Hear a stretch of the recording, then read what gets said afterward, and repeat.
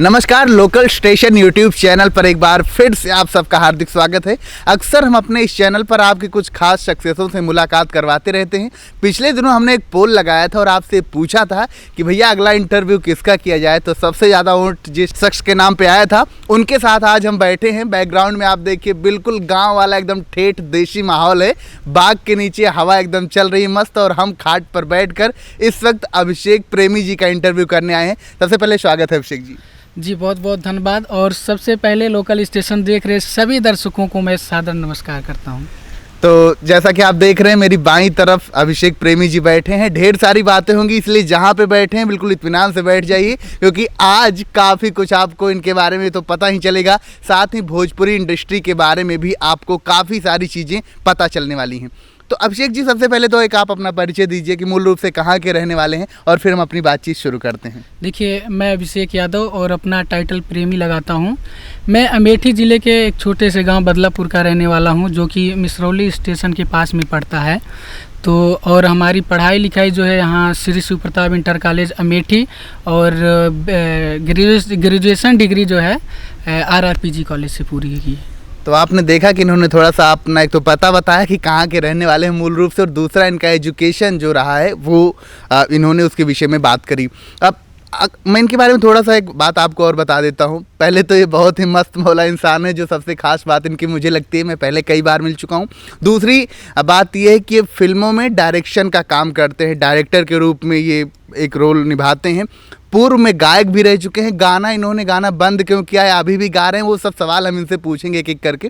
लेकिन सबसे पहले मुझे अभिषेक जी ये जानना था कि ये जो फिल्म इंडस्ट्री है या फिर सिंगिंग इंडस्ट्री है, एंटरटेनमेंट की इंडस्ट्री अगर एक लाइन में मैं कहूँ, तो इसमें जाने का प्लान कैसे आया? सोच क्या थी कि भाई इधर कैसे जाना है? क्या इसके पीछे की कहानी है? देखिए, क्या है कि संगीत में जाने का शौक़ तो हमारा बचपन से ही रहा है। और उसके बाद जो है जैसे दिनेश लाल निरहुआ जी हो गए भोजपुरी में, इन लोगों के गाने आया करते थे। बुढ़वा मलाई खाला बुढ़िया खाला लपसी, दुल्हन रहे बीमार निरहुआ सटल रहे। तो ये सारे गाने हम बचपन से सुनते थे और गाते भी थे, गुनगुनाते भी थे। तो हमारे गांव में क्या होता था कि दुर्गा पूजा लगता था, पंडाल दुर्गा पूजा में। तो उस समय जो है हमारे गाँव में जो है पंडाल जब लगता था तो नाटक होता था। तो हम लोग नाटक में भाग लिया करते थे, और वहीं से हमारा हौसला बढ़ा।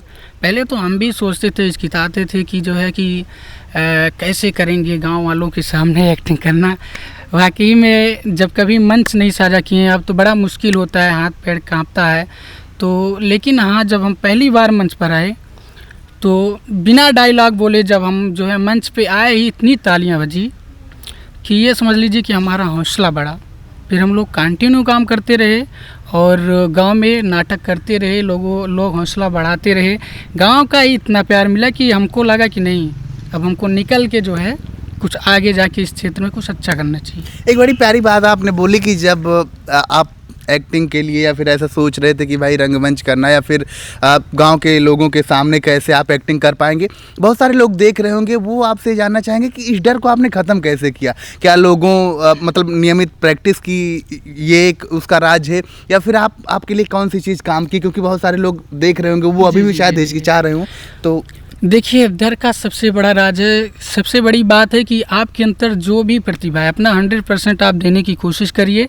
और जब आप अपना 100% देते हैं तो स्वाभाविक है तालियां बजेंगी ही बजेंगी, और तालियां बजते ही सारा डर गायब हो जाता है। उसके बाद आपके अंदर और भी क्रिएटिविटी आ जाती है और बेहतर कर पाते हैं आप। चलिए ठीक है, तो इन्होंने ये बताया कि किस तरीके से आप अपने अंदर के डर को ख़त्म कर सकते हैं। थोड़ा सा हम अभी पिछले ही सवाल पे जाते हैं अभिषेक जी। अब जब आपने एक्टिंग की तो भाई घर वालों का सबसे बड़ा एक होता है कि घर वालों का रिएक्शन क्या था? घर वाले क्या बोले कि सही कर रहे हो, गलत कर रहे हो, या फिर क्या था उनका रिएक्शन? देखिए, पढ़ाई के समय जो है पढ़ने लिखने में अच्छे थे। तो मैं BCom किया हूँ, बैचलर ऑफ कॉमर्स। तो मेरी मम्मी का सोच यही था कि हम जो है बैंक में काम करें। अच्छा। तो उनका यही सोच था, और थोड़े से भावुक हो गए, क्योंकि होता है ना कि माँ का सपना जो होता है, उस सपने का एक बोझ भी था इनके ऊपर। मैं यहाँ पे थोड़ा सा चाहूँगा कि आप इस स्थिति से थोड़ा सा आप उभरे। अभिषेक प्रेमी जी हमारे साथ हैं और बता रहे हैं कि हाँ, प्लीज़ कंटिन्यू करें आप। बहुत जो है इच्छा थी हमारे माँ की। थोड़ा सा रोक देती हूँ। अभिषेक जी से हम अपनी बातचीत को जारी रख रहे हैं। मतलब अभी इन्होंने अपनी माँ के उस सपने को भी याद किया कि भाई एक्टिंग को लेकर के जब मैंने सवाल किया तो इन्होंने कहा कि इनका बचपन से इनकी माताजी का सपना था कि ये बैंक में काम करें और इन्होंने उसके हिसाब से पढ़ाई भी की, जैसा ये बता रहे हैं। चलिए ठीक है, खैर अभी तक का जो सफ़र रहा उसको कैसे देखते हैं, अब जो एक्टिंग में आ चुके हैं और जितना भी सफ़र आपने संघर्ष किया है यहाँ तक पहुँचने के लिए, उन सारी चीज़ों के लिए अगर आप कुछ कहना चाहें या फिर उन यादों को हम हमारे साथ साझा करना चाहें। देखिए, सबसे बड़ी बात यह है कि हम जिस ज़िले से हैं, अमेठी क्षेत्र से, यहाँ पे जब हम लोगों ने संघर्ष करना शुरू किया तो वैसा प्लेसमेंट नहीं था कलाकारों के लिए कि हम लोग कुछ बेहतर कर पाएँ या हम लोग हमारे अंदर वो प्रतिभाएं हैं तो हम अपनी प्रतिभा को बेहतर दिखा सकें, ऐसा कोई प्लेसमेंट नहीं था यहाँ पे।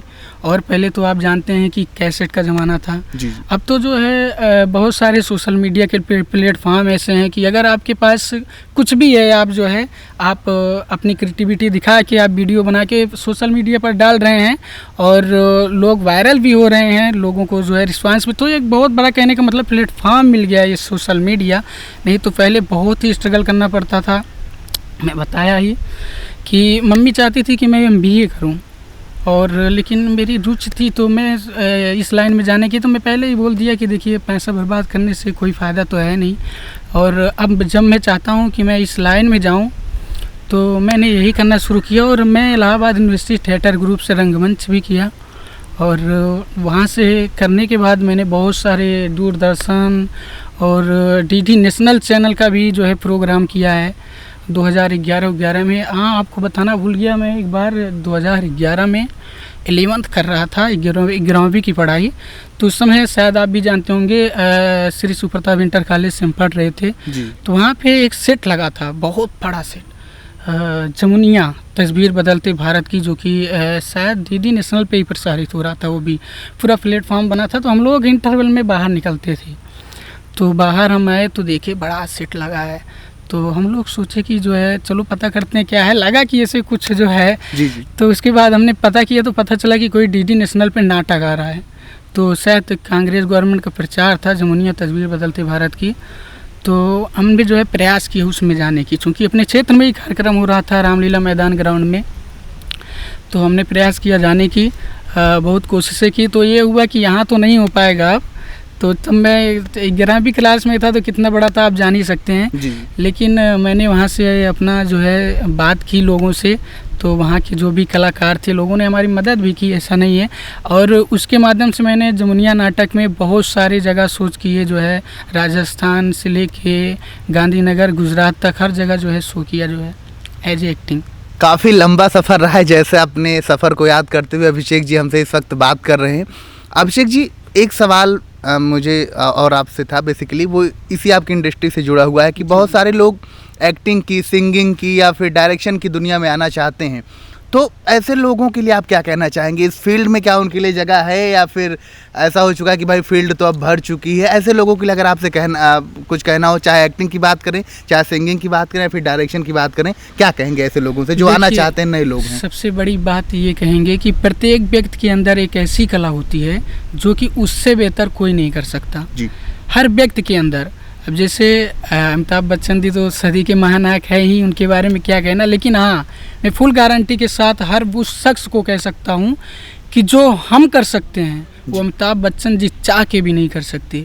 और भाई अमिताभ बच्चन जी जो कर रहे हैं तो वो तो मैं नहीं कर पाऊँगा, सीधी सी बात है। मतलब हर व्यक्ति को ज़रूरत है अपने अंदर के कला को पहचानने की। जिस दिन वो अपने अंदर के हुनर को पहचान गया, शायद उससे बेहतर कोई नहीं होगा।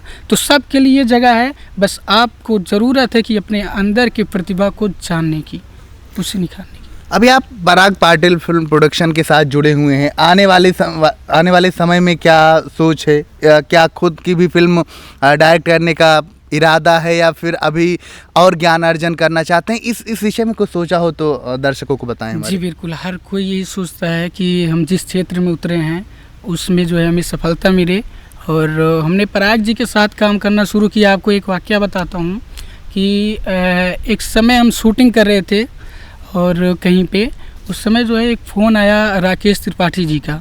हम लोग उसके पहले जो है राकेश त्रिपाठी जी भोजपुरी इंडस्ट्री के बहुत बड़े राइटर हैं, बॉलीवुड के भी एक्टर भी रह चुके हैं वो। तो उनका फ़ोन आया, हम लोग कहीं काम कर रहे थे, शूट पे थे, तो उनके साथ हमने राकेश जी के पास पहले भी काम कर चुका था, तो हमारे बारे में जानते हैं वो। उनका फ़ोन आया कि अभिषेक जो है एक फ़िल्म है और पराग पाटिल जी डायरेक्टर हैं, आप करोगे क्या? तो हमने कहा सर बिल्कुल करेंगे, आप कहाँ हो? मैं बोला सर हम तो शूटिंग में हैं कहीं पे, लेकिन आज ही शूटिंग का पैकअप हो रहा है। तो उन्होंने कहा बेटा ऐसा है कि पराग पाटिल जी की फ़िल्म है, वो डायरेक्टर हैं, और पेमेंट के लिए कुछ मत कहिएगा, जो भी पेमेंट देंगे ले लेना। ऐसा नहीं है कि देंगे आपको, पेमेंट तो करेंगे ही, लेकिन जो भी दे देंगे।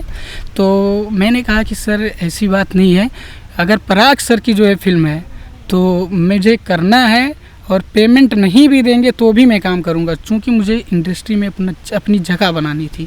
हमको था कि नहीं, पराग पाटिल एक बहुत बड़ा नाम था भोजपुरी फिल्म इंडस्ट्री में, आज भी है, भोजपुरी के बहुत बड़े डायरेक्टर हैं वो। तो मुझे पराग जी के साथ काम करना था। और आपको बता दूं वो मौका मिला मुझे कैसे। उस समय बड़ी बात ये थी कि पराग जी के जो असिस्टेंट थे, एसोसिएट थे, उनकी जो है बहन की शादी थी, वो घर चले गए। उसके बाद शूटिंग के समय जो है उनके एक असिस्टेंट की जो है माता जी की डेथ हो गई। तो अचानक जो है राकेश जी ने हमको फ़ोन किया, राकेश जी ने बताया कि पराग जी एक लड़का है, बड़ा अच्छा काम करता है।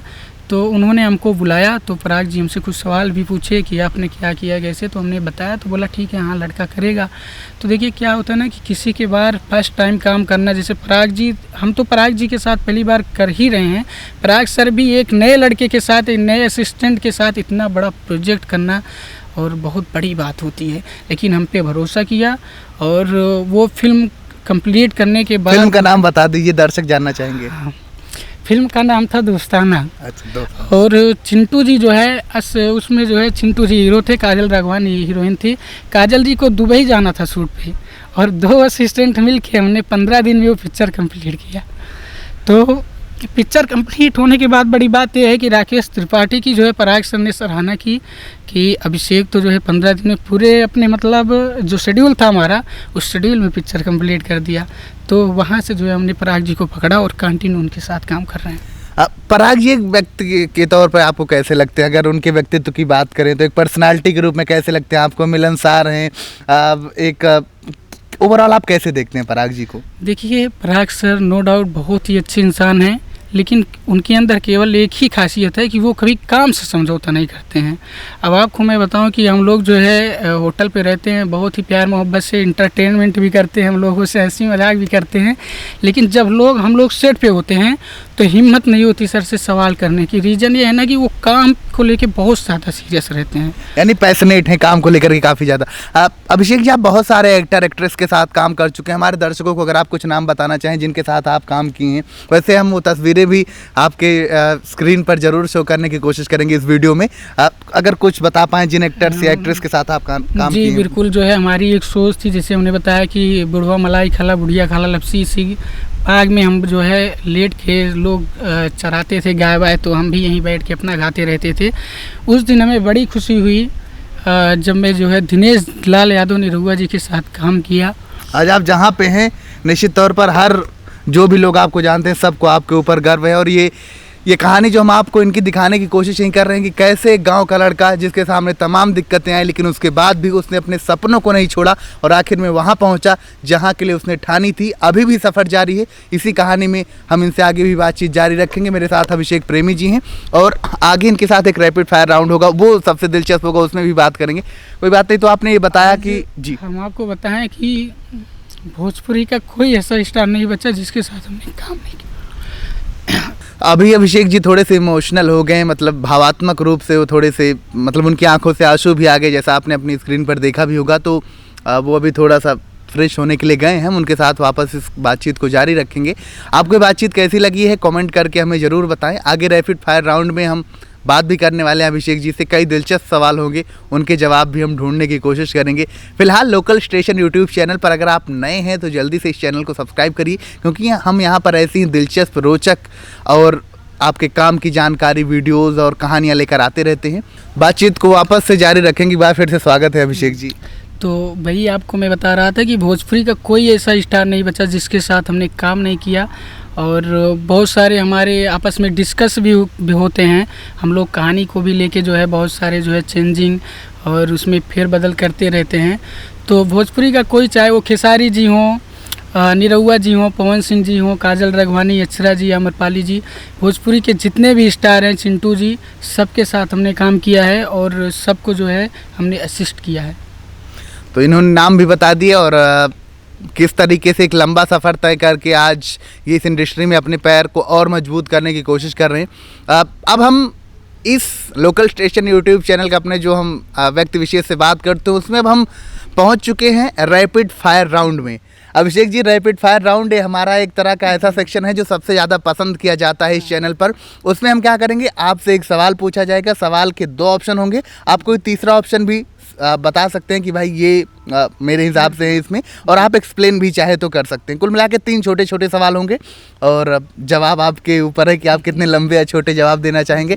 सबसे पहला जो सवाल है वो ये है कि आपको अगर 2 में से किसी एक फीमेल एक्ट्रेस को चुनना हो, आम्रपाली दुबे या फिर काजल राघवानी, तो आपके हिसाब से बेस्ट कौन है और क्यों है? देखिए, दोनों बेस्ट हैं क्योंकि आम्रपाली जी के भी साथ किया है हमने और काजल जी के भी साथ काम किया है, तो दोनों ही बेस्ट हैं।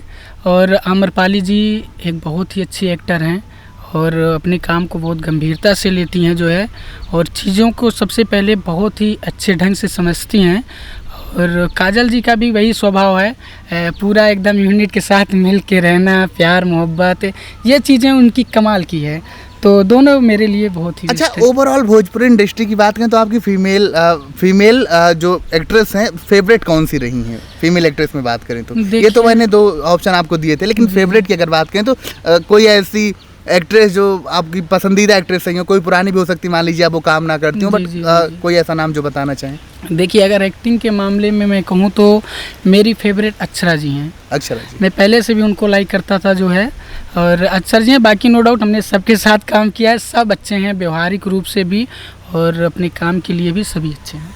अगला सवाल, रैपिड फायर राउंड में तैयार हैं आप? जी जी। Best male actress in Bhojpuri industry आपके हिसाब से पवन सिंह या फिर खेसारी लाल, 2 में से कौन है आपकी नज़र में?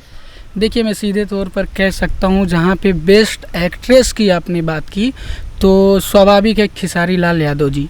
हाँ, अगर गायकी की बात आप करते तो मैं पवन सिंह का नाम लेता, क्योंकि मुझे भी लगता है कि पवन सिंह से अच्छा सुरीला भोजपुरी में शायद कोई नहीं है, लेकिन best super actor Bhojpuri industry Khesari Lal Yadav ji. चलिए अगला सवाल, फिल्म में देखते हैं उसमें एक रोल होता है खलनायक का जो पूरी फिल्म को एक तरह से बांध के रखता है आखिर से। आपके हिसाब से अवधेश मिश्रा या फिर संजय पांडे, भोजपुरी इंडस्ट्री में कौन है सबसे बड़ा खलनायक? देखिए, दोनों थिएटर आर्टिस्ट हैं और आप जानते हैं रंगमंच कला की जड़ होती है जी, तो दोनों थिएटर आर्टिस्ट हैं, दोनों बेस्ट हैं। लेकिन एक बात मैं कहूँगा कि संजय भैया को जब मैं देखता हूँ तो मैं भी उनसे सीखने की कोशिश करता हूँ, क्योंकि संजय पांडे जी बहुत सूझे बूझे कलाकार हैं और वो कैसे जो है डायलॉग बोलते समय डायलॉग के बीच में space, face expression, body language, इन चीज़ों को मैं बहुत नोटिस करता हूँ, क्योंकि वो हमेशा जो है अपना अलग देने की कोशिश करते हैं, कैरेक्टर में एकदम ढल जाते हैं जो है।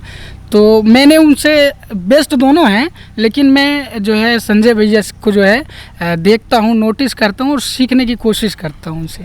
चलिए, वैसे हमने कहा था सिर्फ 3 सवाल पूछेंगे, लेकिन एक बढ़ा दे रहे हैं क्योंकि बहुत ही अच्छी बातचीत हमारी आपसे चल रही। अब बेस्ट भोजपुरी में आपको गायक कौन सा लगता है? वैसे आपने पवन सिंह का जिक्र किया थोड़ी देर पहले, लेकिन मैं आपके सामने 2 नाम रख रहा हूँ। पहला नाम है मनोज तिवारी का, काफ़ी पुराने गायक हैं, और दूसरा नाम है पवन सिंह का। आप किसे चुन रहे हैं? पवन सिंह। मैं पवन सिंह की गायकी मुझे बहुत अच्छी लगती है और पवन सिंह की गायकी के कायल भी हैं हम, और मैं देखता हूँ कि पवन सिंह जो है एक ही गाना लाता है लेकिन तहलका मचा देता है, क्योंकि सुरीले हैं भाई। चलिए, तो बहुत बहुत धन्यवाद आपका अभिषेक जी हमसे बात करने के लिए। बहुत बहुत धन्यवाद। तो ये थे अभिषेक प्रेमी जी जिनसे हमने बात करी आज लोकल स्टेशन यूट्यूब चैनल के इस खास प्रोग्राम में, जहां पे हमने इनके संघर्षों की बारी बारी से दास्तान सुनी, कैसे इन्होंने पढ़ाई के साथ साथ अपनी एक्टिंग का जो कीड़ा है वो जिंदा रखा। माता जी का जो सपना था वो तो शायद नहीं पूरा कर पाए, जिसका इन्हें मलाल है। आपने देखा होगा वीडियो के अंदर, इस बातचीत के अंदर थोड़े भावुक भी हो गए, लेकिन आज ये जहाँ पर हैं और जितने सारे जो भी बड़े फेमस एक्टर या एक्ट्रेस की बात करें भोजपुरी इंडस्ट्री के अंदर, सबके साथ काम कर चुके हैं। और ये कहना गलत नहीं होगा कि पूरी तरह से तजुर्बे की खान है, यानी बहुत सारा एक्सपीरियंस ले चुके हैं। ये बातचीत हमारी आपको कैसी लगी कमेंट करके ज़रूर बताएं। एक बार फिर से अगले वीडियो में किसी और ख़ास शख्सियत से बात करेंगे। आप कमेंट करके बता सकते हैं आप किसे देखना चाहते हैं हमारे अगले वीडियो में। हम ज़रूर कोशिश करेंगे उसका इंटरव्यू और उससे बातचीत करके आपके पास लाने की। फिलहाल ये वीडियो यहीं तक था। मेरा नाम है मनोज यादव सुरेंद्र, कैमरे पर साथ दे रहे थे संतोष यादव। वीडियो देखने के लिए शुक्रिया, नमस्कार।